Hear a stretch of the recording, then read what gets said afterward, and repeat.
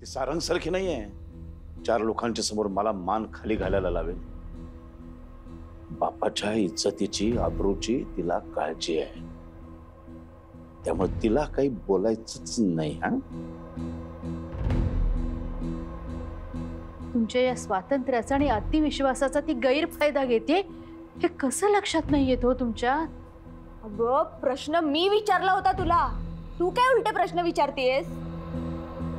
दादा बघताय ना, मगाशी मी विचारलेल्या प्रश्नांना कशी सहज बगल दिली हिने।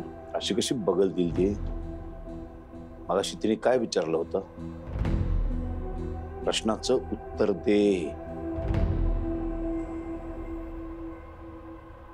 हो, मला सगळं माहित होतं, पण मी लपवलं तुमच्यापासून। अगं मग हे माहित असून सुद्धा साखरपुड्याचा बालिश घाट का घातलास तू? त्याच वेळेला जर मला सांगितलं असतंस ना, तर त्या मुलीचा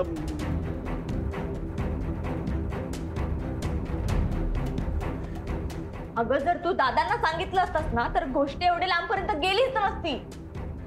मागेच तिच्या नांग्या ठेचून सारंगपासून तिला वेगळं केलं असतं, पण नाही। तुझ्या या अतिशहाणपणामुळे ना घराची माती केलीस तू, माती। हे शिकवले का आम्ही तुला? मोठ्याने बोलतेस, उद्धटासारखं बोलते, तोंडाला येईल ते बोलतेस। ती गरीब घरातली अशिक्षित मुक्ता, मी तिची सख्खी आई नसताना सुद्धा माझा जो आदर करायची ना, एकदा शिकायला हवं होतंस तिच्याकडनं। वाह, आता हेच ऐकायचं बाकी होतं। आता तू माझी तुलना त्या भिकारड्या मुक्ताशी करणार आहेस? भिकारडी नाहीये हा ती। तिने कुठल्याही गोष्टीसाठी कुणासमोर कधीही हात पसरलेले नाहीत, उलट देत आली ती सगळ्यांना। प्रेम, आपुलकी, जिव्हाळा, स्नेह, चैतन्य। बघताय ना दादा कशी बोलतेय, बघताय ना तुम्ही? वैजंती, डोकं जागेवर ठेवून बोल।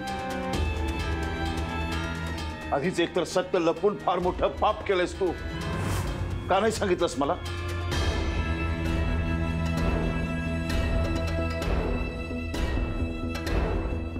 बायकांनी स्वयंपाकघराच्या बाहेर आपली अक्कल चालवायची नसते, एक गोष्ट लक्षात ठेव। त्या पोरीमुळे जर का माझ्या मुलाला काही झालं तर याची संपूर्ण जबाबदारी तुझी असेल, आणि मग तुला खूप पश्चाताप करावा लागेल अशी शिक्षा देईन मी।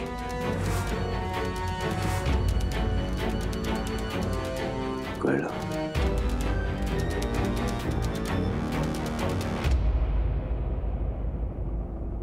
काय बोलताय तुम्ही? हे काय माणूस आहात तुम्ही? मला शिक्षा करणार आहात?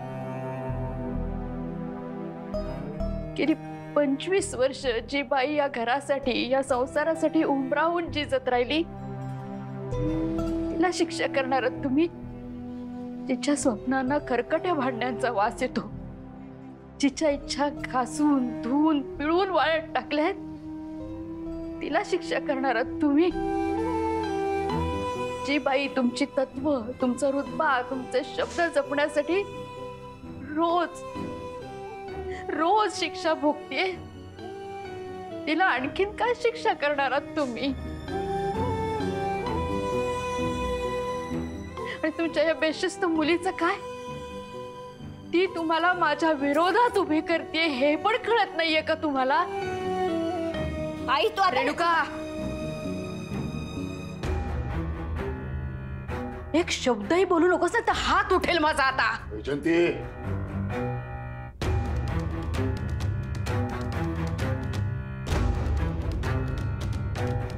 हो, मी तुमच्यापासून ही गोष्ट लपवली, कारण मला घरामध्ये तमाशा नको होता, म्हणून मी गप्प नव्हते बसले। सारंगला अनेक प्रकारे समजावून मुक्तापासून दूर करण्याचा प्रयत्न करत होते। हे तरुण वयातलं प्रेम आहे, राग आणि जबरदस्तीने नाही संपवता येत। तुम्ही एकदा प्रयत्न केलात आणि त्याचे परिणाम काय झाले ते पाहिलेत ना। हात जोडते मी, माझ्या हेतूवर नका संशय घेऊ तुम्ही. मला स्पष्ट दिसतंय तुमचा माझ्यावर विश्वास आहे.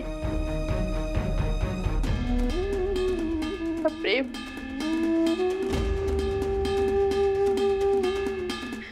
जगात जर देव असेल ना तर एक दिवस तुम्हाला नक्की तुमची चूक समजेल आणि त्या दिवशी तुम्हाला भयंकर पश्चाताप होईल.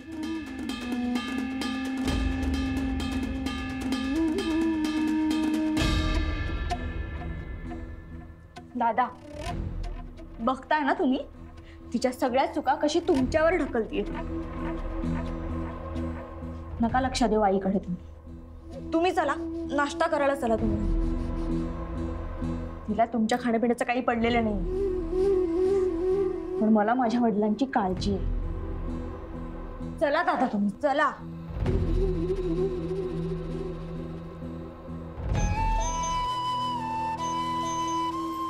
रेणुका, जेव्हा तू आई होशील ना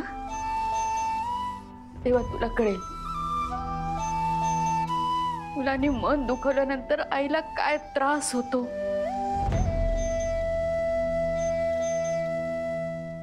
मला जाळणार मला आत्माराम, तुला आणि तुझ्या रगेल पोरीला धडा शिकवण्याची वेळ आली आहे. आता तुम्हाला पोलिसांचा इंगाच दाखवतो.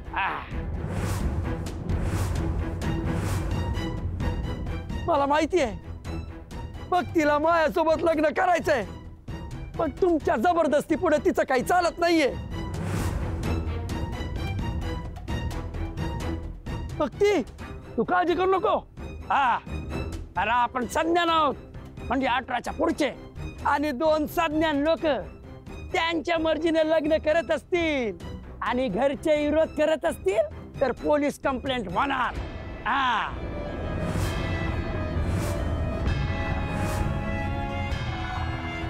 सांगा वकील साहेब, सांगा. सज्ञान लोकांना विवाहापासून रोखणं कायद्याने गुन्हा आहे. आणि कांता शेटनी जर पोलिसात तक्रार केली ना तर पोलीस तुम्हाला तुरुंगात टाकतील.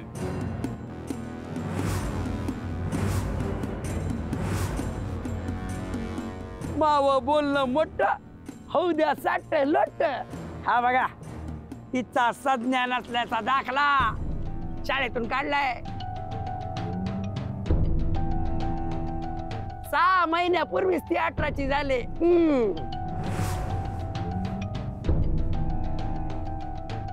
फक्त मुलगी तिला लग्न करायचंय यावर ठाम राहिली पाहिजे.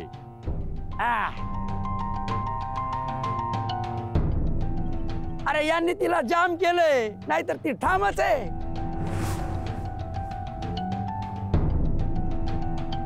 अरे एवढा आयुष्य आराम कोणाला नकोय. फक्त करायचं ना लग्न.